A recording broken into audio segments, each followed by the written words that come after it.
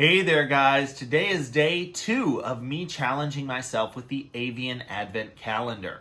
Now the Avian Advent Calendar is an advent calendar of Parrot toy parts. So I will be building a brand new toy every single day.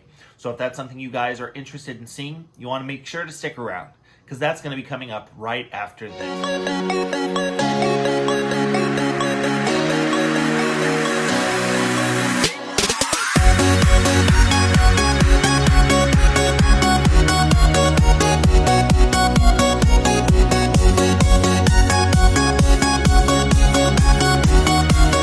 This is Jack over at Hive Redbird, where I am tirelessly working to find new ways to make the keeping of exotic animals and pets more exciting, more affordable, and ultimately more enjoyable. And today's video is part of a series going over a challenge I am doing with the Avian Advent Calendar. Now, the Avian Advent Calendar is a product put together by the Leather Elves. If you guys would like to know more about it, I am going to put the link in the description section down below.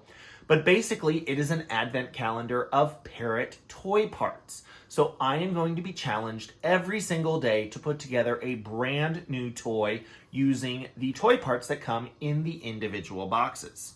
So there's a couple of things to keep in mind here. First and foremost, the best part of this, we're going to be building a brand new toy every single day, December 1st through the 25th. So you definitely want to make sure that you pay attention to that. Now, we are going to be using a variety of different toy parts, and I think it's really important that people learn to work with a variety of different Parrot toy parts.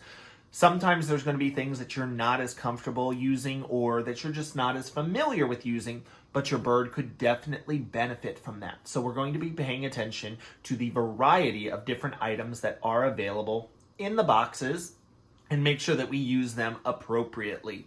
Now, this is also designed to help everyone build skills as a Parrot toy maker. So we want to make sure we're paying attention to things like, what's the purpose of this toy? How is your animal going to be using it? How can we make sure that it's going to be safe? Do we need to pay attention to things like cleanliness? Keeping an item clean, which can be an issue with certain Parrot toys, how you're going to present it. Obviously, the presentation of different items can change how interested your bird is in interacting with certain things. So we're going to be covering a variety of different approaches, different toy making techniques. So hopefully, at the end of this 25-day period, everyone who watches this series will have better skills and be a better Parrot toy maker. So there's a lot of things we're trying to accomplish here.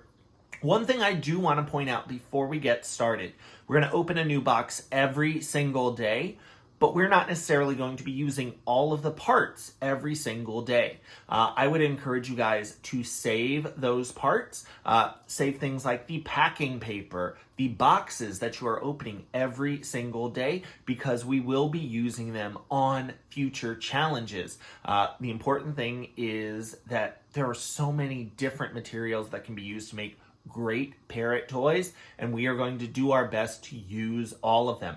But that being said, let's go ahead and jump into the toy that we're going to be building today. Hey there guys, so day 2 of the Avian Advent Calendar is... so here we've got some leather strips. You can see, we've got quite a few leather strips, and they look to be pretty long. I'll set that to the side for a second. Yeah, so as you guys can see, we've got some leather strips that are, these are actually probably pretty close to 5 to 6 feet long.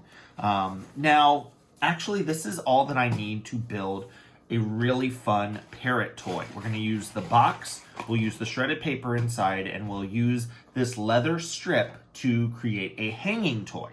Now, one of the things you want to look out for when you're creating a hanging toy, and this is going to be true of all hanging toys for parrots, you want to make sure that you don't create a pendulum. You don't want a long length of open chain, open rope, open leather like this with just a weight on the bottom. So one of the things we're going to do with this piece of leather, it is absolutely huge. We are going to go ahead, we are going to cut it in half. That should be a good length for the toy that we are going to build. You do want to remember when you cut leather, cord, anything like that, if you're going to need to tie knots, you're going to need some surplus length in there just to tie those knots. But now that we have that, we're going to go ahead, we're going to feed this through the bottom of the box. Another tip I can give you guys is go ahead and work with the direction of the box. So I'm actually going to feed this through from the bottom. All I want to do is create a really good knot at the bottom. That'll give that box something to sit on. I'll take the end that is not knotted, and I'm just going to feed it through the bottom here. You can push it apart a little bit, but we don't want to go too much. We want to just go ahead, pull that through. Now we could go ahead and close this up, or if you wanted to make it a little more exciting, again, just a few of those treat items. Here I've got some dried papaya, some almond, some banana chips, just a few of those in there. Close that up neatly. Now you could either tie this to your parrot's cage, to their play stand. To make it a little bit easier to use, I'm going to go ahead and be using a quick link. Most people, if you've purchased any sort of parrot toy in the past, you'll have one of these. Save the ones that work really well for your bird. You should not need to rebuy these every single time you get new toys. Instead, save these, reuse them. These are the best things in the world. Now, what I'm going to do is I'm going to go ahead and aim for about right there. I like to go ahead, set my loop, hold my loop, and then I'm going to go through and just do a square knot right there. And if you want to make sure it's nice and sturdy, you could do two. Now just make sure that those knots end up really close to each other. That's how you reinforce that.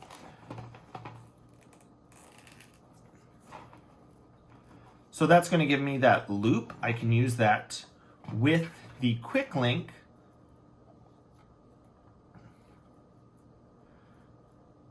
So that's not going to be too much cord there.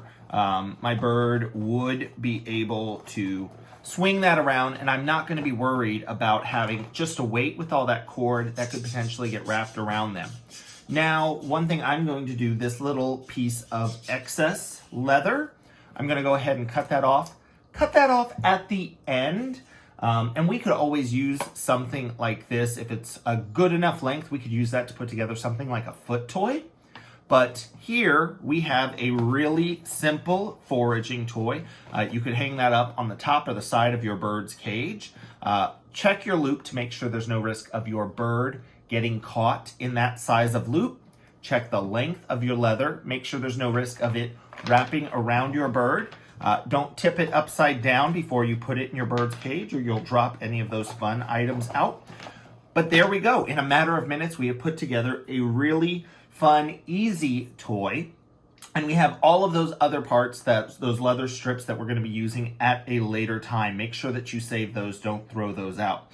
So if you guys like this toy, if this seems like something you could do on a busy morning when you are on your way into work, if this idea helped you out, make sure that you like this video. You want to make sure that you are subscribed to the channel so you don't miss out. And I certainly hope to see you guys tomorrow for the next day of the Avian Advent Calendar Challenge. I do need to say thank you to my Patreon patrons for helping to make these videos possible. You can find out more by visiting Hi Red Bird on Patreon or clicking the link in the description section down below if you would like more information. Thanks!